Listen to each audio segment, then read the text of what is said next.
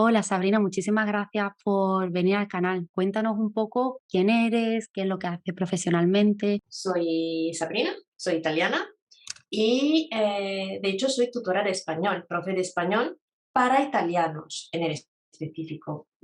Ujú. Es bueno eso que te diriges a estudiantes italianos, siendo tú también italiana, y así puedes entender bastante bien, ¿no? Pues el proceso de adquisición de la lengua española. ¿Cuál piensas que suele ser la dificultad más grande que tienen los estudiantes de italiano? Porque en mi experiencia veo que en un principio progresan bastante rápido en un nivel inicial, pero luego hay un poco más de un estancamiento en el nivel Ujú. intermedio, ¿no? No sé, según tu experiencia como estudiante, también como profesora, ¿dónde piensas que suele estar la dificultad y qué errores se suele cometer cuando se estudia? A ver, el estancamiento está ahí, exactamente, como dice en el nivel intermedio.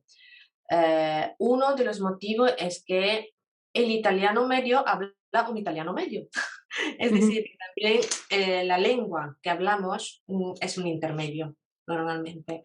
Incluso las normas gramaticales aplicadas, que son muy parecidas entre los dos idiomas, el italiano se van un poco abandonando, mientras el español sigue usándolas. Entonces, eh, yo he elegido seguir dando clase a italianos porque me sé muy bien la gramática italiana, y entonces cosas parecidas y cosas muy diferentes, ¿no? Las similitudes, las diferencias pueden marcarlas. Tener una Ujú. lengua común puede ser muy útil y efectivo, pero yo veo que el problema es que ahora mismo no se lo saben el italiano. Ujú. Entonces, ¿cómo puedo hacerte mirar en el espejo la otra lengua si no te sabes la tuya? Y entonces, el problema del subjuntivo existe porque en Italia se está perdiendo el subjuntivo. De hecho, no tendría que ser ningún tipo de problema porque se usan de la mismísima forma, Ujú. menos que una cosa, pero son iguales. Pero todos se pierden porque no se lo saben en italiano. Y no es culpa suya, ¿eh? Atención, no es culpa suya, ni de bueno, parcialmente Evolución de la es la lengua, ¿no? Que la evolución lengua de la está lengua, activa. Ujú. absolutamente. Y la otra cosa, bueno, no a nivel de español, pero sí a nivel de examen, es usar la coherencia.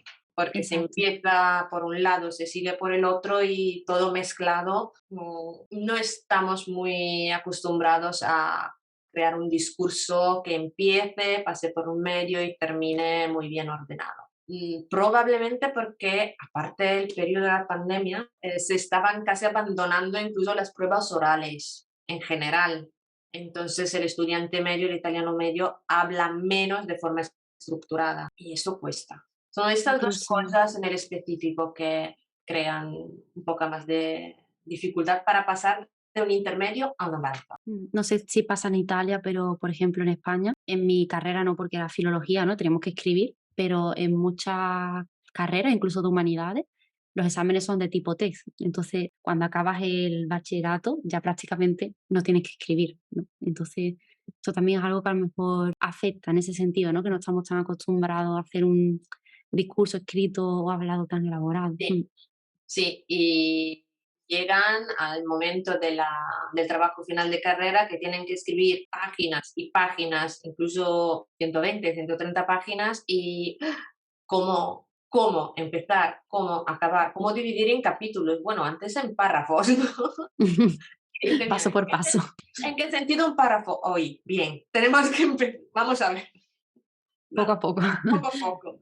Sí, esa es la parte más difícil. Y como te digo, también pasa en el periodismo. Cuando yo era pequeña, la maestra te decía, si quieres saber escribir bien, lee el periódico. Ahora te digo, si quieres escribir bien, léete un libro y te digo el año, porque no justo ahora.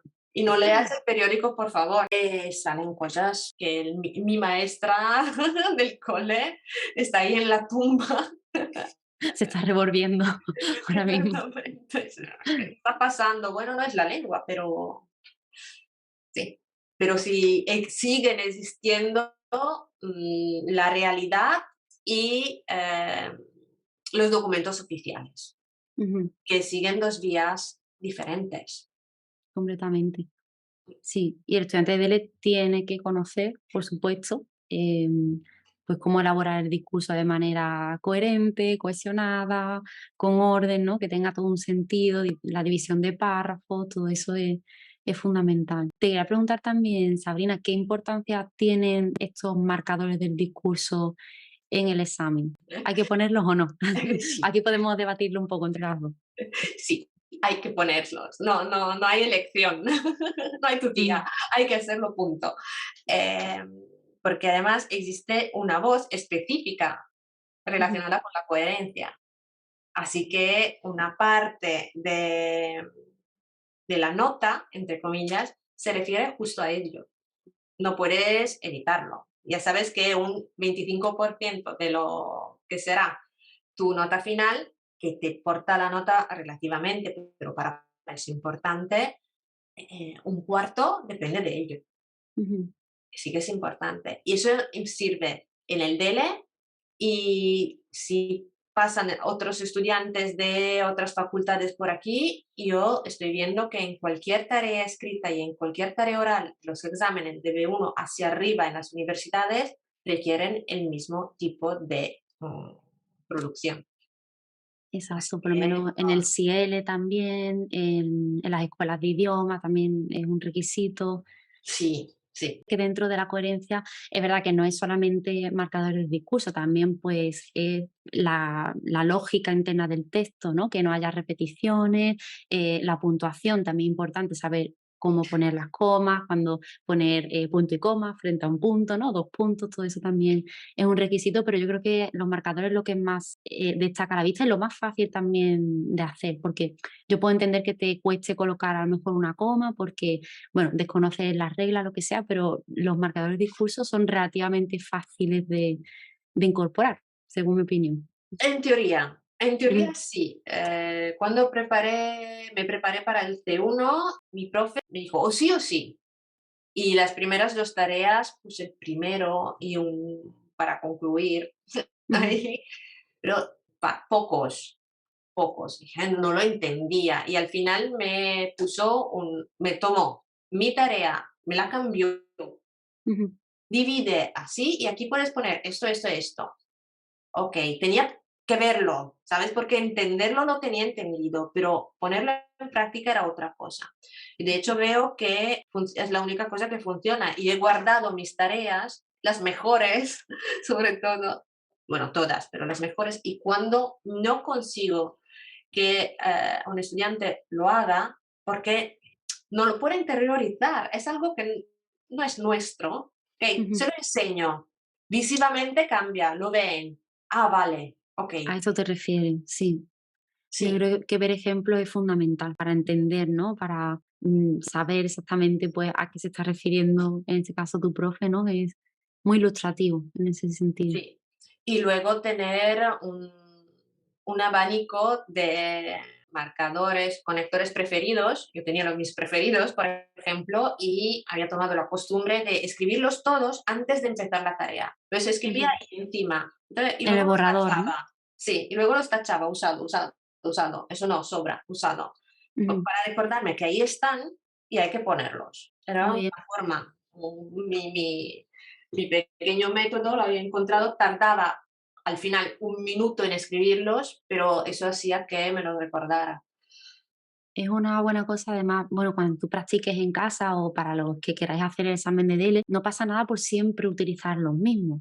Porque, claro, yo aconsejo que te acostumbres a lo mejor a utilizar unos 5 y que cada vez que practiques, pues intentes meter esos 5 o 6 o que tengas un abanico más amplio, pero que barajes más o menos los mismos para llegar al examen con seguridad y decir, vale, sé cómo se utiliza este marcador en concreto, voy a ponerlo en este caso porque se adapta muy bien a cualquier tema. Es muy fácil, ¿no? Cambiar de tema, pero seguir utilizando los mismos marcadores porque, bueno, son al final como guías, guías del discurso. No, no están relacionados con un significado ni con un punto gramatical concreto, ¿no? Son más bien guías. Sí, son partes del texto, lo que hacen al final es dar un sentido lógico más a nuestra historia. Así que Ujú, vale. incluso en la parte oral. también, que ahí es donde a lo mejor cuesta un poco más porque estamos aún menos acostumbrados, ¿no? A utilizarlo. Y sí, hay gente que me dice que me parece que es muy artificial. ¿Por qué no lo usamos? Pero realmente si ponemos atención, cuando escuchamos a la gente que habla durante una conferencia, yo escuché no sé cuántos episodios de TED en español. Los oradores hablan de forma muy natural y están acostumbrados y los usan muchísimo. Y cómo los usan de forma tan natural y tú no estás acostumbrado, no los notas. Claro, pasan Pero desapercibidos. fíjate que sí que están. Por eso es Es bueno ponerse a escuchar este tipo de charlas o conferencias y anotar. Decir, vale, pues en esta charla, en vez de enfocarme en el vocabulario, en la gramática, que es lo que se suele hacer, ¿no? Porque siempre tenemos un enfoque, yo creo, muy de gramática, vocabulario, y nos centramos muy poco en la pragmática o en este tipo de marcadores. Ponerse a anotar, decir, vale, pues de manera consciente voy a anotar todos los marcadores que esté utilizando esta persona y cómo los utiliza y cómo, para qué sirven, ¿no? Si está introduciendo un tema o introducen una contradicción o a lo mejor les sirve para recalcar algo, hacer un matiz, ¿no? Es muy interesante. sí.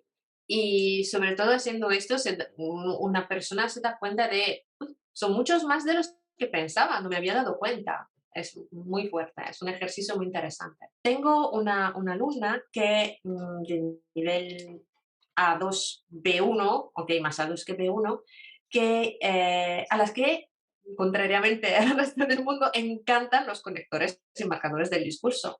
Ujú. Y quería saber si, no obstante el nivel, puede usar en su texto o en su parte oral conectores de nivel avanzado. ¿Suena mal? ¿Queda bien? Ujú.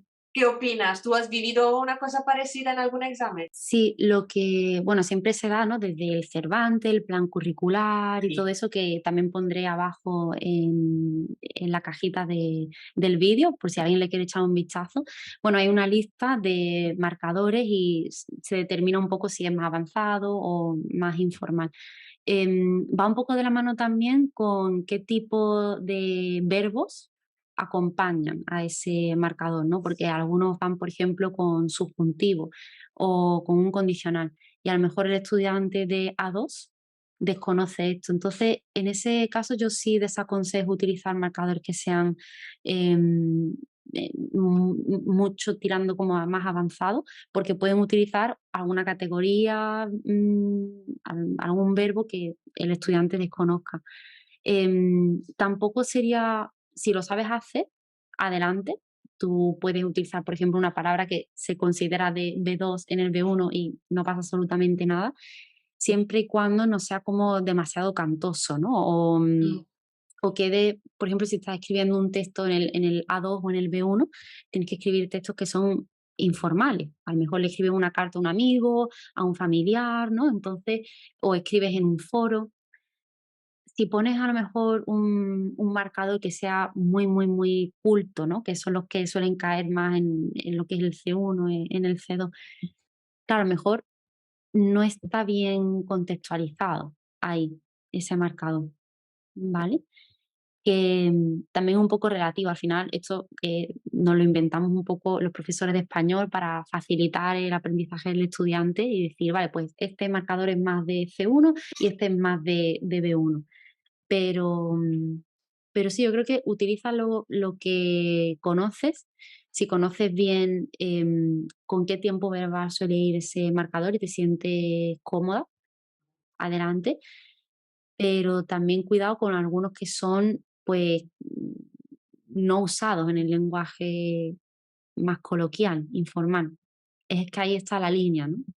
ujú. No sé tú qué opinas, Sabrina, de tu Sí, sí, experiencia ahí. totalmente de acuerdo, Mm, pero quería hacerte a ti la pregunta porque a veces ya sabes, las cosas dichas por otra persona obtienen un resultado mucho más efectivo. Entonces, estoy feliz de coincidir completamente. sí, no sé si tienes en mente algún marcador que Bueno, ella en el específico, a ella le gusta, he tenido que enseñarle el subjuntivo adrede, le encanta de ahí que. ¿De ahí Yo le qué? de ¿De ahí ahí qué? Ujú, que yo lo odio, por ejemplo, no me gusta, porque en italiano se usaría, pero se usaría con indicativo. ujú. No sé, no tengo feeling, no tengo tengo buenas vibras con este marcador. A ella le encanta, Claro, y es que va con subjuntivo, entonces que tienes va que con saber el subjuntivo, subjuntivo. por ejemplo. Entonces hemos tenido que introducirlo porque lo quería saber. Igual no se sabe algunas cositas más de su nivel, pero eso sí. Ujú. Curioso. Cada Pero bueno, persona es ese, por un mundo, ejemplo, ¿eh? Cada persona es un mundo. sí, no desentona mucho. Si tú me pones de ahí que en un B1, no desentona tampoco mucho. Pero sí hay que conocer bien el subjuntivo en ese caso. ¿Cuál es el conector? Así vamos también diciendo contando una anécdota, por ejemplo, que te han usado de forma menos adecuada. No sé si menos adecuada, pero se me acaba de venir a la cabeza al fin, que mucha gente lo utiliza para concluir Ujú, cuando no es el contexto en el que utilizamos al fin, ¿no? O por fin, sí. que Ujú, es un poco para expresar un alivio cuando algo que lleva mucho tiempo esperando que llegue, al fin ha llegado, ¿no? Por fin lo tiene. Y mucha gente lo utiliza como para terminar, ujú. y no, en ese caso no. Y bueno, esto es un problema, por ejemplo, para los italianos, lo de Ujú, finalmente, que es el contrario, ¿no? Finalmente en italiano es el por fin o al ujú. final español y al revés. Eso crea muchísima confusión. También, sí, eso, a lo mejor utilizar algunos, pero darle un sentido que no, a lo mejor poner un sin embargo, pero no expresar ningún tipo de contradicción, ¿no? O, este tipo de error sí que me encuentro con frecuencia. Porque existen también en Instagram algunos vídeos, ¿no? Con quien hace las distinciones entre un nivel y el otro y ahora no me viene ni uno, pero escuché algunos muy raros que, la verdad, pero ese debe ser ostras, por suerte que lo escucho ahora, porque no habría sabido Mm. utilizarlo, Sí, por ejemplo, se me viene a la colocarlo. cabeza por ende, Y por ende me suena muy muy avanzado. Claro, no pondrías por ende en una 2, ¿no? Con un texto informal, por ejemplo. en un correo electrónico a un amigo, lo veo un poco raro. Exacto, es como que se sale de, mm, Ahí vamos pasamos un poco al nivel del alcance, ¿no? No cabe, no cabe. 100%. Sí, ¿y tenías alguna otra pregunta por parte de los estudiantes? Siempre hablando, bueno, un poco parcialmente hemos contestado, pero te lo hago directo a ver si das la misma respuesta mía. Eh, Tú has dicho que dividimos un poco nosotros por niveles los marcadores de discurso y conectores, pero ¿existe una forma para saber más o menos cómo podemos usarlos divididos por niveles realmente? Por ejemplo, hemos dicho antes, ¿no? El recurso del plan curricular del Cervantes, que ahí está. El plan curricular no está pensado para que lo lean los estudiantes, más que nada como una guía para los profesores de L, pero aún así yo creo que, bueno, es más o menos intuitivo que se puede utilizar por parte de los estudiantes. Y por desgracia no hay libros de enseñanza de español que cubran de una manera pragmática, ¿no? Esto de los marcadores discursivos. A lo mejor sí que aparece en el apartado del subjuntivo, pues te viene qué marcadores se suelen poner con él, ¿no? O con el condicional, lo mismo, ¿no? Las frases concesivas y también te aparecen los marcadores. No hay un recurso que se venga en mente ahora mismo, aparte del plan curricular, para estudiarlo de manera independiente. Yo creo que también es algo muy útil, sería ponerse a escuchar, ponerse a leer y ver cómo funcionan de manera real, tanto materiales que hayan creado profesores de español como también materiales para hechos pensados en nativos, ¿no? No como enseñanza de L. Y en el mundillo, bueno, entre los profesores de español y eso, yo he estado preguntando y demás, y una compañera mía de la universidad me ha pasado muchos materiales de los marcadores y todo eso. Y se dice que el libro que mejor los explica de manera pragmática es Sueña, de Anaya. Vale. Y ahí están puestos bien, digamos. Pero aparte de eso, no sé si tú tienes algún otro recurso, una No, el referencia. recurso dominante, el recurso rey, que diría yo, es y al que yo recurro, es el plan curricular, porque puedes buscar cualquier tipo de cosa a nivel gramatical, a nivel Ujú. de vocabulario y tal, nivel por nivel, y te dan la serie, el elenco. Luego, claro, tienes que buscártelo, no es un elenco ya Claro. preparado, todo, pero tienes que pasar nivel por nivel y te dicen las diferencias. Lo ponen uno al lado del otro, A1, A2, B1, B2, B1, C2. Sí, que Tienes como un poco de mucho. tiempo y lo creas. Igual sabemos que tenemos que crear algo. Eso es una señal, una, una indirecta. Otra pregunta, ¿no? Que es bastante típica, es la de las diferentes, no es cómo dividirlos o cómo usarlos, que ya hemos visto, sino en algunos que a veces confunden, como por ejemplo el aunque y el sin embargo, ¿no? Ujú. Que son diferentes, pero por algún motivo se confunden. ¿Tú qué dirías como diferencia fundamental? Vale, si me tengo que quedar con una diferencia, porque es verdad que, bueno, los dos están expresando pues una contradicción o una condición, algo que sucede a pesar de que hay un cierto impedimento, ¿no? Algo que, un límite también están expresando. La posición en la frase, sobre todo, ¿no? Porque si te pongo una frase, ¿no? Aunque estudió mucho, no aprobó el examen. Ujú, Si lo ponemos con sin embargo se coloca en otro sitio. Diríamos, estudió mucho, sin embargo, no aprobó el examen. Entonces, si nos quedamos con una sola cosa es, aunque introduce entonces la situación ujú, y el resultado viene después de la coma. Aunque estudié mucho, coma, el resultado es que no aprobé.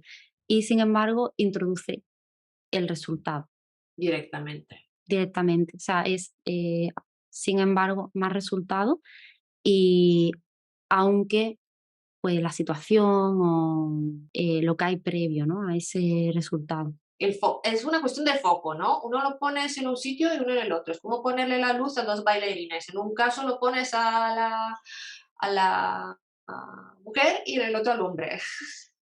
Un Vas poco, poniendo, ¿mm? Más o un menos. poco así.